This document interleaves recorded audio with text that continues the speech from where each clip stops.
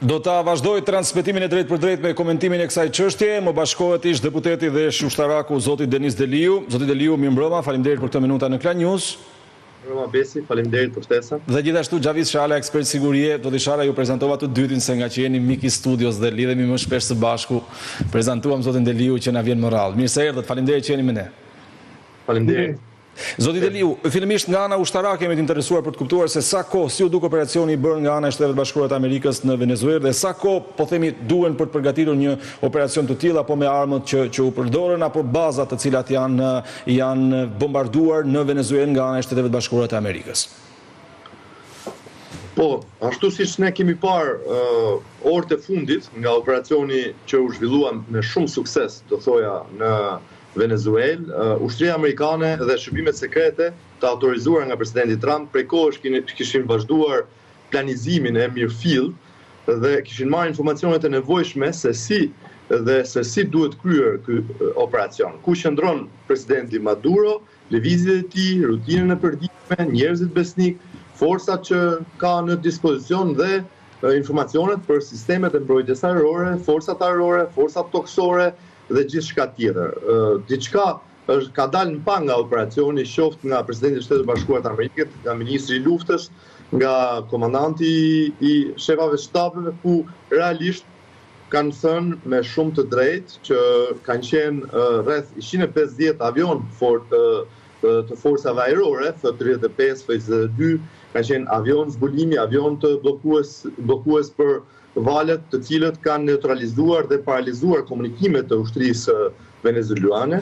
Ka qenë aeroplanmbajtja Gerald Ford, e cila ka vënë ndihmën e saj nëpërmjet avionëve të F-35B të marinës, forcave detare amerikane, që kanë qenë shumë suksesshme duke goditur objektiva strategjik, pra mbrojtjen ajrore venezuelane dhe bazat e rëndësishme të cilat kishin mundësi që të kundërpërgjigjen kundër një sulmi amerikan. Ndërkohë, kanë qenë forcat ajrore, forcat detare, forcat hapësinore, forcat speciale Delta, shërbimi sekret të gjitha bashk, duke planizuar në kohë reale, futjen shumë shpejt me elementin surprizë, befasi dhe duke bërë të mundur atë që realisht quhet si sulm preciz, efikas, me ndikim të madh gjeostrategjik, duke treguar edhe një herë e përsinë e Shtetet Bashkuara të Amerikës, pasi vetëm një shtet si Shtetet Bashkuara të Amerikës mund ta kryejnë këtë lloj sulmi dhe fatmirësisht nuk ka asnjë antar të forcave speciale apo forcave amerikane të vrarë. E qartë. Zoti Shala, kundërpërgjigjet Venezuela se pam një reagim nga ana e ministrit të mbrojtjes që tha se ne do të jemi gati për të përgjigjur çdo lloj sulmi dhe nga ana tjetër në një farë mënyrë u duk sikur tregoi edhe ushtarakisht muskujt duke nxjerr tanket dhe mjetet e tjera të ushtrisë të rënda në rrugë. Pra ka rrezik për shkatëzimi apo përballë Amerikës dhe me një president të arrestuar Venezuela e ka të kotë, po themi, reagimin apo rezistencën.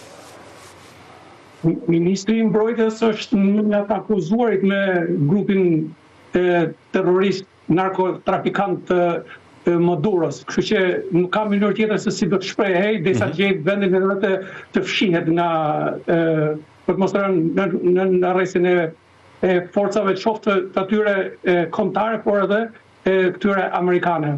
Më duket interesante shumë mënyra e justifikimit ligjor, qoftë në raport me ligjin ndërkombëtar, por qoftë edhe në raport me ligjin kombëtar në Shtetet Bashkuara të Amerikës.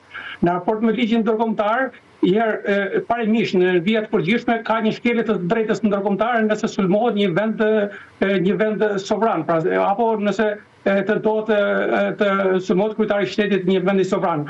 Por thot ligji ndërkombëtar, thot Karta e OKB-s, nëse në rast se vetëm të lejohet vetëm në rast në miratim të Këshillit të Sigurimit e para, që nuk e ka miratimin e Këshillit të Sigurimit, por edhe në rastet e mbrojtjes apo vetë mbrojtjes, pra kur shteti në këtë rast vetë mbrohet.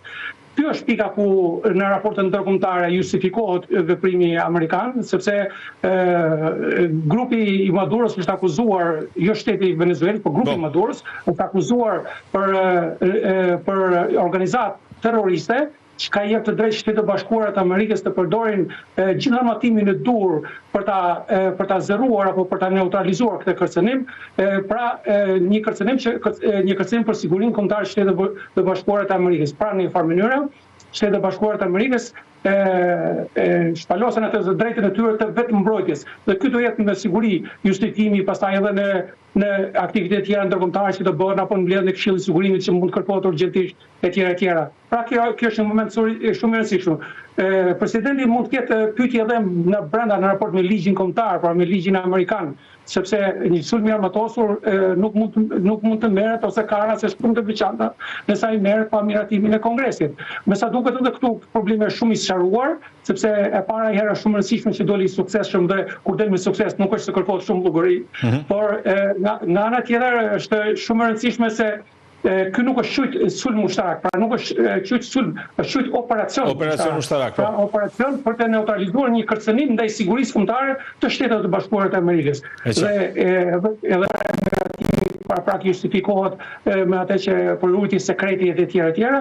Nga ana tjetër, edhe nëse do ishte një sulm i armatosur, pra duke sulmuar ushtarakisht me trupa toksore etj.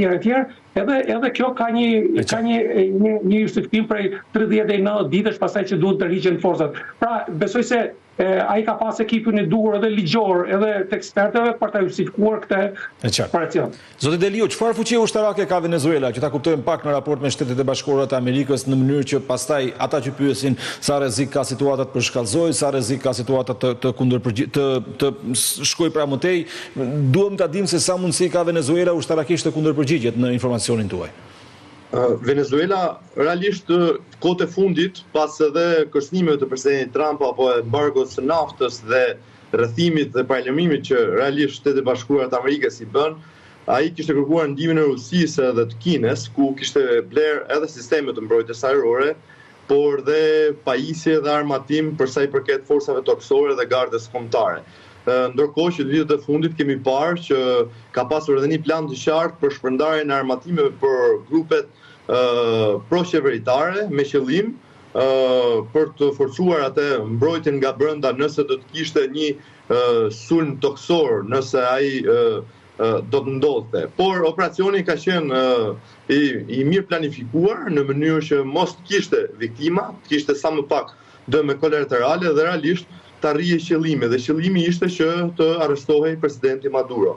Ushtria në Venezuelës faktikisht është një ushtri që ka mungesë trajnimi, ka mungesë të theksuar të lidhjeve të zinxhirëve për sa i përket mirë funksionimit të ushtrive moderne, dhe kjo u pa qartë pasi me një sulm të befasishëm ajo e kishte shumë pamundur të reagonte. Dhe ushtri të tilla, të cilat janë të pa provuara në operacione reale, të pa trajnuara dhe në sisteme autoritare ku realisht korrupsioni dominon, janë të destinuara të dështojnë në këtë mënyrë. Sado e madhe të jetë ushtria, pra nuk funksionon komandim kontrolli, nuk funksionon komunikimi, nuk funksionon reagimi, ka një mungesë trajnimi dhe gjitha këto sjellin në dështim të kapaciteteve reaguese. E qartë. Zoti Shala, duke marrë parasysh faktin se pas disa teori që qarkullonin në mediat ndërkombëtare, pavarësisht fotove që kanë nxjerrë presidenti Donald Trump duke dhënë minutë pas minute itinerare të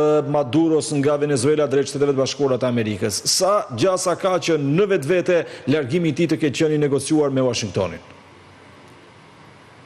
Unë nuk mendoj që largimi ka qenë i negociuar, duke patur për mundësitë e negociatave kanë qenë përpara, domethënë edhe në bisedën telefonike direkte me presidentin. Po, se e tha edhe Maduro para disa ditësh, po. Pra, edhe ai nuk i pranoi.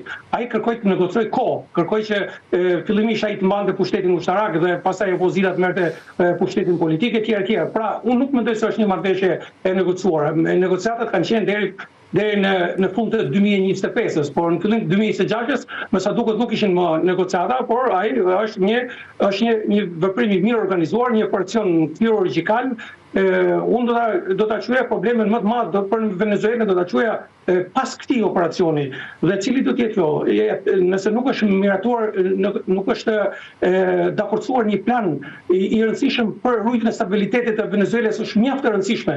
Nëse Venezuela do të bjerë në destabilitet, pra do ketë prishje të rendit dhe çorganizim, këtë do jetë një minë me sahat në gjithë atë zonë të Amerikës Latine dhe do të jetë një kërcënim, nga një kërcënim venezuelan do kthehet një kërcënim latinoamerikan për Shtetet e Bashkuara të Amerikës. Por mendoj që në farë mënyrë në bashkëpunim me opozitën, e cilë jashtë vendit dhe brenda vendit, dhe besoj se edhe me një pjesë të krahut armatosur pra të ushtrisë që mund të ketë të atyre pojza që kanë marrë $50 milion për informacionin, pra që do të jenë shumë të rëndësishëm edhe në vendimarrje atë, besoj se është menduar edhe për këtë, sepse përndryshe një situatë ku do të menoj vetëm për Kadafin, thojza, dhe nuk do të menoj për Libin, siç ndodhi atëherë, kjo do të ishte katastrofike pasaj për situatën në atë territor. Po ta shohim edhe reagimet edhe të liderëve të zonës, nuk është se kanë qenë shumë të ashpra. Pra në një farë mënyrë ata kanë ditë që kjo Venezuela e kishte mbushur kupën në aspektin leadershipit Venezuelës, e kishte mbushur kupën në aspektin e trafikut të drogës dhe të trafiqeve tjera. Dhe kjo është presidenti Rami në këtë rast, është edhe para bazës së partisë tij, para magës, ai është i qartë sepse pa vënë si kusht luftën kundër trafikut të drogës. Dhe në këtë rast ai goditi një nga organizatat dhe një nga kartelet më të fuqishme, siç është karteli i Diellit. Zoti Deliu, përtej rreziku që thot profesor Shala që mund të jetë latinoamerikan për Shtetet e Bashkuara të Amerikës dhe për gjithë rajonin. Zakonisht ka patur raste në të kaluarën kur Shtetet e Bashkuara të Amerikës kanë ndërhyrë për të rrëzuar një regjim, më pas aty ka nisur një luftë civile, fillimisht brenda vendit pa u përfshirë aktorë të tjerë të jashtëm duke shkaktuar trazira. Është ky rrezik momentalisht në Venezuela, apo do të jetë një diktat, po themi, Shtetet e Bashkuara të Amerikës që do të garantojë, siç tha presidenti Trump, drejtimin deri në një tranzicion, po themi, të qartë dhe demokratik të pushtetit? Po unë bashkohem me profesorin, realisht ekziston rreziku real që Venezuela të shkojë në një destabilitet të thellë. Urojmë mos të ketë fatin e Irakut apo Libis, por duke parë ato deklaratat e fundit, duke parë dhe vendosmërinë e Shtetit Amerikan, mendoj që opozita e Venezuelës, e cila edhe në zgjedhjet e fundit realisht është cilësuar fituese nga Bashkimi Evropian dhe nga Shtetet e Bashkuara të Amerikës, por dhe shumë shtetet perëndimore, unë mendoj që edhe nga thirrjet e fundit që ka bërë e nominuara për paqe Maria Mocado, e cila thot sipas kushtetuesës venezuelane, realisht i takon që pushtetin ta marrë zvenc presidenti për 30 ditë derisa të shpallë zgjedhjet parakohshme, ndërkohë që në deklaratën e saj ajo i bën thirrje forcat armatosura, komandantëve të saj që të njohin presidentin e ri, i cili do të vijë me vota legjitime, por i mbështetur dhe nga perëndimi. Unë mendoj që Venezuela i ka të gjitha mundësitë, populli i Venezuelës, që të vendosi një pushtet legjitim me votë demokratik që mbështetet dhe nga shtetet perëndimore. Në të kundërt, pastaj do të jetë një problem shumë i madh, qoftë për popullin e Venezuelës, por dhe për vendet e rajonit, por dhe vendet pasi duke qenë një pushtet autokratik, duke mbështetur kartelet e drogës, duke bërë një luftë kundra sistemeve demokratike, arritëm në këtë pikë ku realisht Shtetet e Bashkuara të Amerikës e panë si një kërcënim të brendshëm luftën ndaj drogës dhe vendosën prioritet dhe arritën në këtë sulm përgjithës dhe efikas. E qartë, profesor Shala, kush është Nicolás Maduro dhe si erdhi ai në pushtet pas vitit 2013 kur Hugo Chávez prau ndan nga jeta si pasojë e një tumori duke lënë vendin pa drejtim derisa e mori ai, dhe kur nisën, po themi, përplasjet më të ashpra dhe më të forta me Shtetet e Bashkuara të Amerikës, duke bërë, besoj, një parantezë në këtë pyetje timen që edhe në administratën e parë Trump në vitin 2020 ai ka lëshuar akuzat të forta ndaj tij. Nicolás Maduro, për ndryshe shoferi i autobusit, e filloi karrierën në sindikat në atë kohë kur Chávez ishte në burg dhe mbështeti Chávezin në ardhin në pushtet. Më pas Chávezi e shpërbleu për këtë mbështetje dhe e mbajti afër e caktoi deputet, por po ta shohësh vendimin e urdhrin e arrestit ndërkombëtar, pra vendimin e gjykatës të New Yorkut, do të shohësh që në momentin që ky është zgjedhur deputet, është përfshirë në rrjetet e trafikut të drogës. Dhe këto janë pasuruara në këtë vendim kur zgjedh nga deputet është bërë zëvendës president dhe pastaj kur Chavezi pat probleme shëndetësore dhe mori rrugë tjetër, domethënë ky u bë president. Është i rëndësishëm fakti që ky ndoqi rrugën e Chavezit, absolutisht. Chavezi dihet që në vitin 2000 ai bëri shtetësimet e pothuajse gjithë fushave të naftës të cilit ishin privatizuar nga kompani të fuqishme sidomos amerikane dhe ka qenë një problem i hapur midis shtetit amerikan dhe shtetit venezuelan për shkak se nuk u kompensuan dhe për këtë Trumpi tashmë me të drejtë ja ka bërë qartë përpara, por edhe në fjalimin e tij, në fjalën e tij, ai sqaroi që ata kompanitë e mëdha të naftës do të kthehen në Venezuelë, atje ku ato kanë pas të drejtat e tyre. Kur ka pas të drejtat e tyre. Gjithsesi, është e rëndësishme që kjo situatë të kalojë pa destabilitet të përgjithshëm. Faktet lajmet deri tani janë që nuk është se ka patur reagime. Kjo do të thotë që ai ka pasur mbështetjen popullore, sepse nëse do të kishte patur një mbështetje popullore, po marrim rastin, për shembull, rastin e grushit shtetit ndaj Erdoganit, kur mbrana 3-4 orë shumë lodhen gjithë nëpër vende publike, nëpër gjithë duke e mbështetur, po. Për analogji, se problematikat janë komplet të ndryshme. Patjetër, po. Në këtë rast. Në një farë mënyrë, unë më them që Shtetet e Bashkuara të Amerikës, presidenti Trump realizoi, jo vetëm atë premtimin e tij elektoral, realizoi atë pjesë të doktrinës Trump si vazhdim i doktrinës Monroe, pra për vendosjen e rendit dhe të sigurisë në oborrin e pasëm të Shtetit Bashkuar të Amerikës, pra dhe largimin e Kinës dhe të Rusisë dhe të Iranit nga ndikimin e Amerikën Latine. Ju keni parasysh se tjetër gjë presidenti Trump tha edhe për Panaman. Keni dëgjuar më për Panaman? Nuk flitet. Pse? Panamaja, shteti panamez, më njëherë ja hoq drejtat shoqërive kineze, pra në farë mënyre, duke qenë se Panamaja kishte provuar dikur. E hëngri presionin, po, në 89-ën, po. Ndërpreu gjithçka me kinezët dhe situata është nën kontrollin amerikan tashmë. E qartë. Zoti Deliu, duhet flas pak për rolin e shërbimeve sekrete në kryerjen e këtij operacioni që ndërmorën Shtetet e Bashkuara të Amerikës në Venezuelë, duke ndalur pak edhe fjala e presidentit Donald Trump në konferencën që pati me gazetarët kur tha se ne dinim ku hante, ku rrinte dhe ku jetonte pra presidenti Nicolas Maduro. Ky është një sukses i shërbimeve sekrete amerikane dhe rrjedhimisht një dështim i shërbimeve sekrete venezuelane. Pra cili është në momente të tilla roli i shërbimeve të fshehta? Realisht, ky sulm do të konfigurojë edhe një herë emrin e madh të Shtetit Bashkuar të Amerikës, fuqinë e përfshin asetet strategjike që kanë në dispozicion dhe njerëzit më specializuar që realisht bota njeh. Të gjitha këto nga trajnimi, vijnë nga koordinimi i këtyre strukturave, nga investimi i përditshëm dhe nga realisht nga ajo atë dashuria që populli apo shtetasit amerikan kanë për shtetin e tyre. Të gjitha këto së bashku, të drejtuara nga një leadership politik, çojnë në këtë sukses që ne e shohim. Ky lloj operacioni kirurgjikal në zemër të Venezuelës tregon atë aftësinë e shtetit amerikan, e ushtrisë amerikane, e shërbimeve sekrete që në koordinim të plot realisht mund të kryejnë ato operacione që edhe vetë ata e thanë që asnjë shtet tjetër nuk e ka mundësinë dhe nuk di t'i realizojë. Për sa i përket shërbimit sekret të CIA-s, realisht është një shërbim sekret i cili ka një eksperiencë të gjatë, por kërkonte autorizimin e presidentit Trump, që realisht muajt e fundit e mori edhe në mënyrë të hapur, pasi në mënyrë të mbyllur mund ta ketë marrë prej kohësh dhe shërbimet sekrete punojnë underground gjatë gjithë kohës me informacione, duke qenë edhe brenda territorit të Venezuelës, por edhe nëpërmjet agjentëve që janë të infiltruar në shërbimet e tyre apo në strukturat e mbrojtjes kombëtare, të cilat realisht kanë rezultuar që nuk kanë pasur mundësi të reagojnë apo të kenë informacionin nevojshëm për t'i dhënë presidentit Maduro kohë apo mundësi që të largohet. Për sa i përket shërbime sekrete CIA, realisht CIA ka një eksperiencë gjatë në rrëzimin e pushteteve diktatoriale. Të gjitha këto bëhen në një kohë më përpara, kur ne shikojmë rrëzimin e diktatorit apo të pushtetit. Ajo është vetëm faza e fundit, po.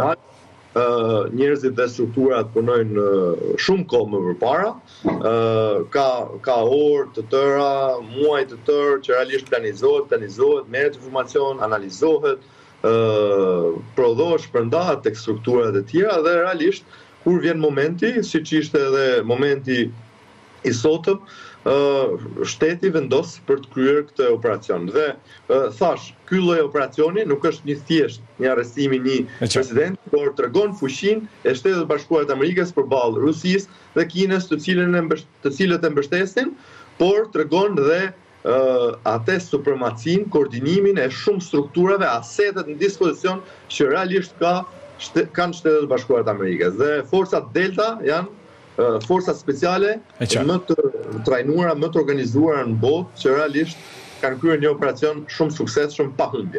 Profesore, mbyllim së bashku për të analizuar pak reagimin që pati nga ato që mund të cilësohen vende pro-perëndimore, Bashkimi Evropian apo vende të tjera. Pam një Britani të madhe e cila në një farë mënyre u sigurua të njoftonte opinionin publik botror se nuk kishte marrë pjesë në operacion, pam një Bashkim Evropian i cili në një farë mënyre reagoi kundër kësaj ndërhyrje që Shtetet e Bashkuara të Amerikës kanë bërë në Venezuelë, dhe gjithashtu kanë qenë vetëm disa vende të Amerikës Latine të cilat në një farë mënyre e kanë mbështetur. Kam edhe një listë tani diku që tregon se janë pak vende si Peruja apo disa vende të tjera, kurse pjesa tjetër kanë qenë kundër këtij reagimi të Amerikës në Venezuelë. Me rreth 1 minutë, 2 minuta përgjigje, dua të kuptoj pak se si analizoni ju këtë reagim botror për sulmin. Reagimi botror, priti ky reagim i mesht botror në këtë rast, domethënë kërësisht pothuajse të gjitha shtetet duke përfituar edhe Rusinë edhe Kinën bile, ju referuan të drejtës ndërkombëtare, ligjit ndërkombëtar, këto janë gjëra normale, por fakti që një reagim ka qenë një reagim i tillë, edhe nga vendet latinoamerikane, edhe nga Europa, edhe nga pothuajse nga gjithë vendet e botës, lidhet pak me se ky ishte një konflikt i pritshëm. Domethënë ka rreth 6 muaj që vazhdon, ka patur reagime të vazhdueshme, kështu që pritej vetëm finalizimi. Edhe ky finalizim u arrit, domethënë në aspektin tashmë gjithë bota, edhe nga modeli se si është reaguar, nga mënyra se si është reaguar, del me atë që këtij rendi botror të vendosur mbi këtë sistem sigurie ndërkombëtare të bazuar në kartën OKB-s duket me sa duket po i vjen në fundi. Pra po kalohet nga ligji ndërkombëtar, nga zbatimi i drejtës ndërkombëtare, po kalohet në real politik. Pra më i forti do fitoj të drejtat e tij dhe do vendosi do të fitojë në mënyrë me hir apo me pa hir. Pra në një farë mënyre po ky rend botror me sa duket po përjeton momentet e fundit të tij. E qartë. Zoti Çalla, shumë faleminderit për këtë minuta që na u bashkuat. Faleminderit ju. Faleminderit zoti Deliu, kënaqësi që folëm së bashku. Besi për ftesën. Faleminderit. Ishim me ekspertin e sigurisë Xhavit Çalla dhe ish deputetin dhe ish ushtarakun Denis Deliu, me të cilin patëm mundësi të diskutojmë në disa minuta në këtë transmetim të drejtë për drejtë ose çfarë ka ndodhur në Venezuelë. Do të ndahemi për momentin, në orën 20 rikthehemi me edicionin e plot informativ.